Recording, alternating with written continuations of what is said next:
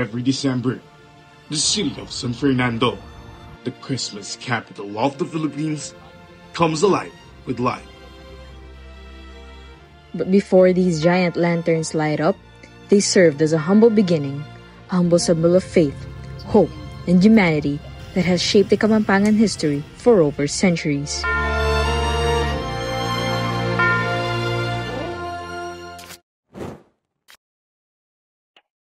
The story of the Giant Lantern Festival began in the late 1800s, during the Spanish era.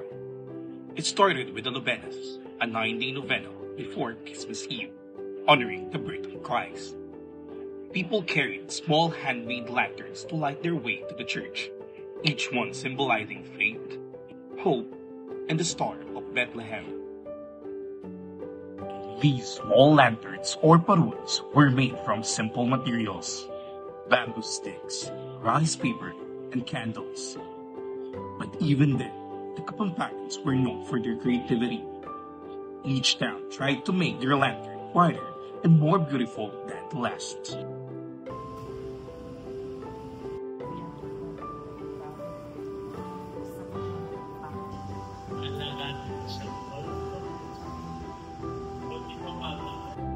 So, can you tell us how and where the Giant Lantern Festival first began here in San Fernando, Pampanga? For the history, the first Giant Lantern competition held last 1908, no? Ganun na siya katagal. May competition, nag-iiba-iba yung venue niya.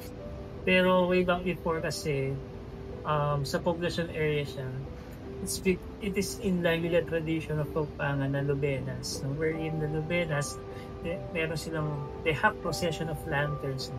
Giant lanterns before, they are not 20 feet diameters. Before, mas malilit pa sila ng 40. That's why they can still have the parade for the giant lanterns. Pero yung mga frames noon, di mga bamboo frames pala. Yung mga kawayan. In the early 1900s, talagang lumaki na yung mga parol.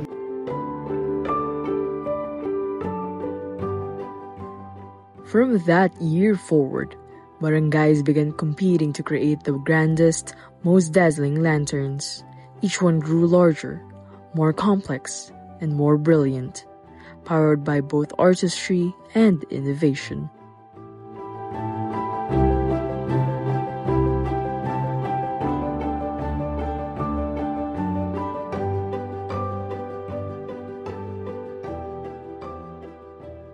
Every giant lantern begins in places like this.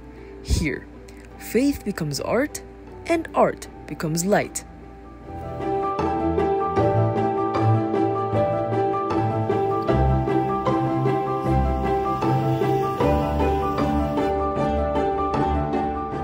Ano po yung nagbibigay inspirasyon sa inyo para gumawa ng giant lantern bilang isang head electrician?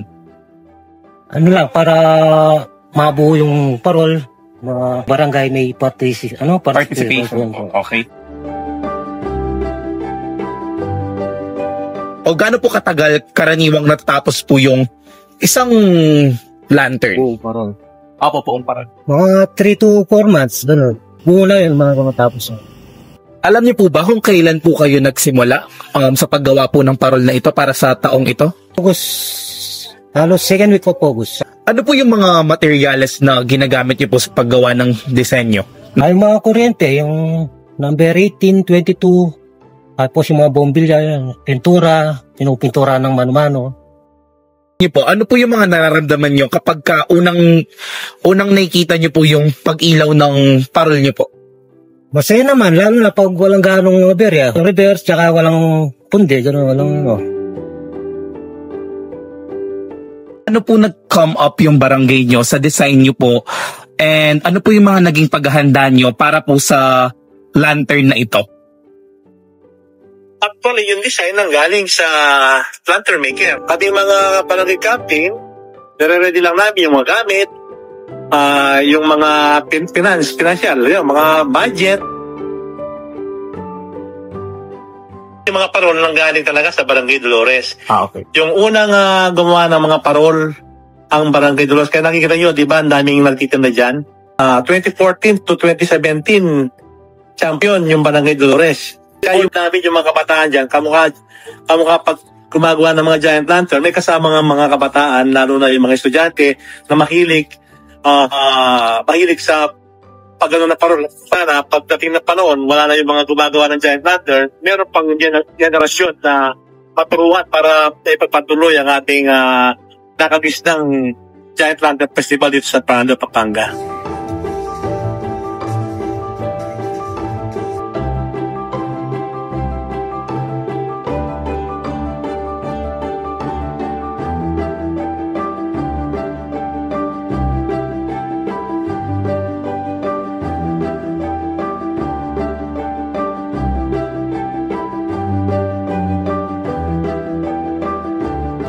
Standing in front of the place where the Likligan Parol is annually held. I am in front of the Robinson Star Mills. Today, the Likligan Parol attracts thousands of viewers from around the country and the world.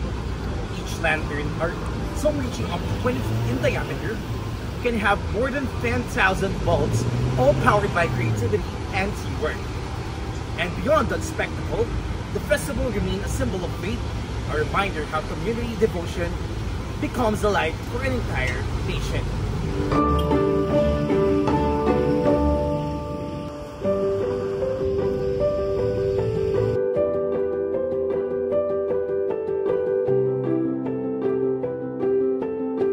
Fernandinos, resilient sila. And I mean, ano man mangyaring punos, lagi sila buwabang.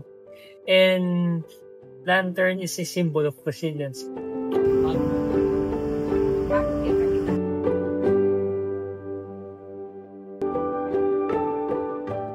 Kasi what happened in 1991 during the Mount Pinatuboy eruption, no? And so it was San Fernando was devastated by the lahar, no? And actually, the tradition of the lantern stopped. It's because of the lahar. And then suddenly they continued the tradition. It's because they saw that the people nawawalan sila ng pag-asa. And lantern is a symbol of resilience. Diba, sabi nga nila, pag makulay ang buhay, masaya. Pag makulay ang parol, diba yung dating hinasabi person, nakikita ko yung parol, nagiging masaya.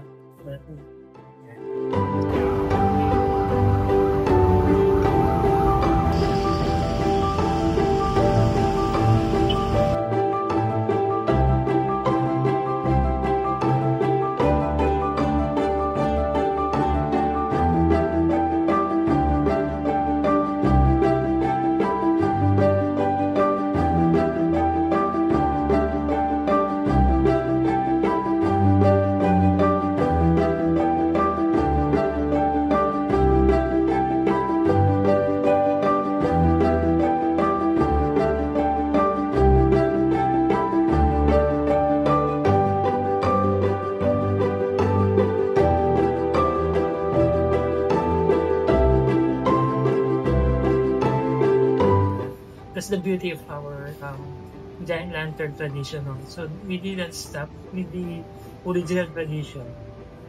Tinutuloy-tuloy pa natin siya. It is a legacy that continues to shine, a light that guides and inspires. This is Saluning Pamana, the light of our heritage. Mary, Mother of God, pray for us sinners. Sige po, isa pa po. Okay lang po.